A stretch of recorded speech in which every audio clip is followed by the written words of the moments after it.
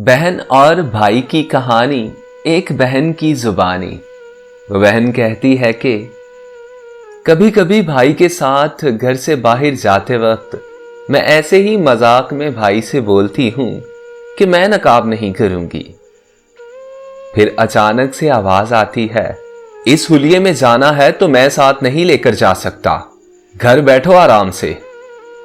और फिर मैं धीमा सा हंस देती हूं और अच्छे से हिजाब करके नकाब करती हूं, क्योंकि मुझे अपने भाई की प्यारी सी नाक पर गुस्सा बहुत अच्छा लगता है और सारे रास्ते मैं उसको मनाती जाती हूं।